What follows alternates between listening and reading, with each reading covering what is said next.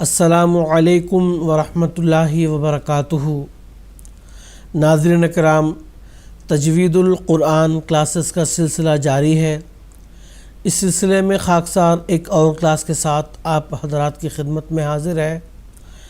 آج کے کلاس میں ہم سورۃ الانفال کے رکوع نمبر 9 کی تلاوت سنیں گے۔ تلاوت کے بعد حسب سابق چند قواعد بھی ہم پڑھیں گے۔ اب ہم سنتے ہیں سورۃ الانفال کے رکوع نمبر 9 کی تلاوت۔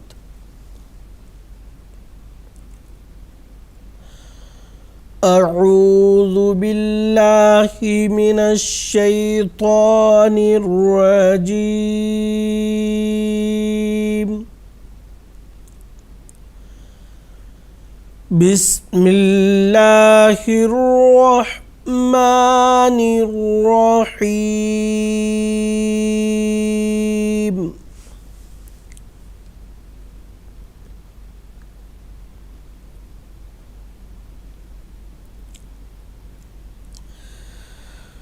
یا ایھا النبی حرض المؤمنین علی القتال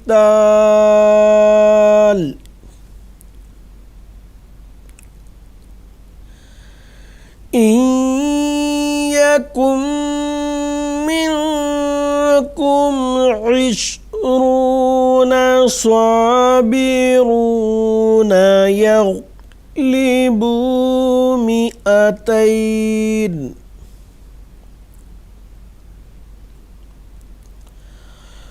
وَإِن يَكُن مِّنكُم مِّائَةٌ يَغْلِبُوا أَلْفًا مِّنَ الَّذِينَ كَفَرُوا بأنهم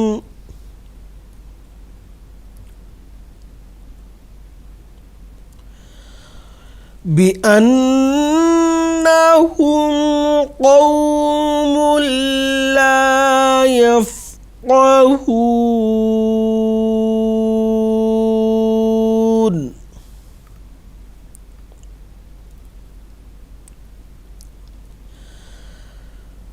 الآن خفف الله عنكم وعلم أن فيكم ضعفا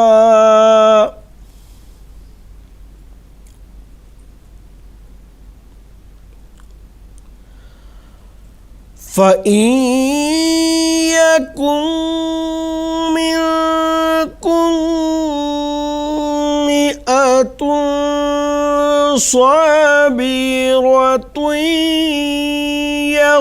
يغلبوا مئتين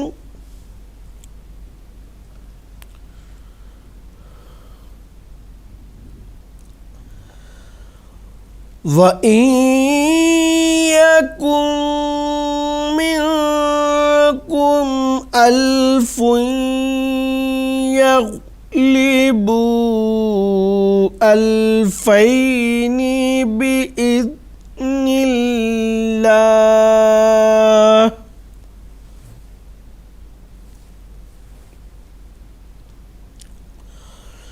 وَاللَّهُ مَعَ الصَّابِرِينَ۔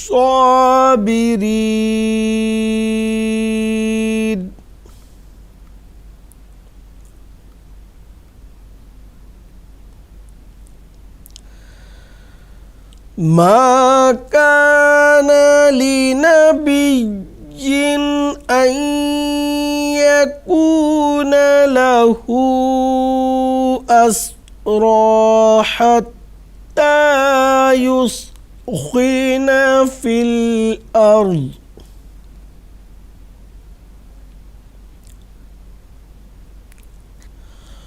تريدون عرض الدنيا والله يريد الآخرة واللہ عزیز حکیم.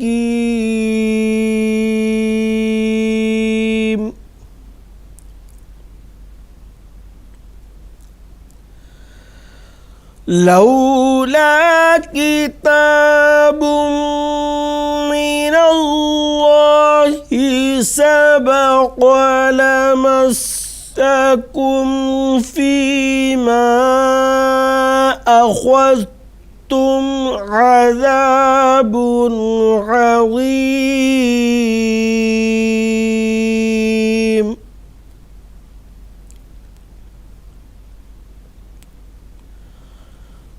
فَكُلُوا مِمَّا غَنِمْتُمْ حَلَالًا طَيِّبًا وَاتَّقُوا اللَّهَ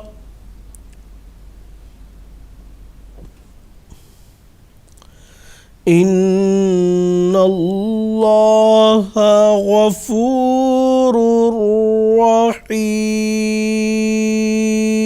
رحیم.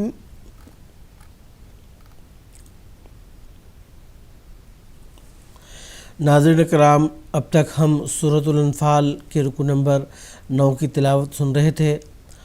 اب ہم چند قواعد پڑھیں گے. سب سے پہلے یا ایہا النبی، یا پر جو مد ہے مد منفصل ہے، اس کو حرف مد سے بڑھا کر تھوڑا زیادہ اس کو کھینچیں گے.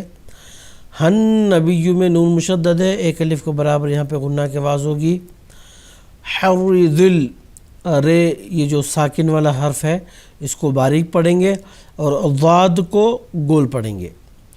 مؤمنین، یہ جو حمزہ ہے حمزہ پر جزم ہے تو اس کو تھوڑا جھٹکے کے ساتھ مؤمنین. علی القتال، قاف کو گول پڑھیں گے اور تا کو باریک. علامت وقف تا آنے کی وجہ سے لام کو ہم نے ساکن کر دیا، اور لام سے قبل جو حرف مد الف ہے اس کو ایک الف سے بڑھا کر زیادہ کھینچ کر پڑھیں گے. مد عارض کا یہاں قاعدہ لاگو ہوتا ہے. اس کے بعد این یکن، نون کے بعد نون ساکن کے بعد یرملون میں سے یا آیا ہے تو یہاں پہ ادغام ہوگا، اور ادغام ایک الف کے برابر غنہ کی آواز کے ساتھ یہاں ہوگا. اس کے بعد یکم منکم، یہاں پہ بھی سیم وہی ہے، نون ساکن کے بعد یرملون میں سے میم آ گیا ہے، ادغام غنہ کے ساتھ یہاں ہوگا، ایک الف کے برابر غنہ یہاں ہوگی. اس کے بعد منکم میں نون ساکن کا یہاں اخفا ہوگا. اخفا یعنی نون ساکن کی جو آواز ہے وہ پوشیدہ رہے گی، اس کی مکمل آواز کی ادائیگی نہیں ہوگی. عشرون میں را کو گول پڑھیں گے، صابرون میں صاد اور را دونوں کو گول پڑھیں گے. یغلبو میں غین کو گول پڑھیں گے.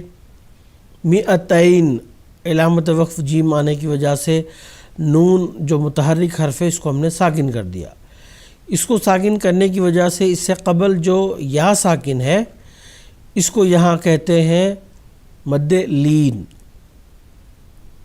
اس کو ایک الف سے تقریباً 1.5 الف ہم اس کو ذرا کھینچیں گے. عموماً اس کو پڑھتے ہیں مئتینی، چونکہ یہاں وقف کر دیے ہیں تو اس وجہ سے مئتین تقریباً 1 سے 1.5 کے بیچ جو ہے نا اس کی آواز ہوگی.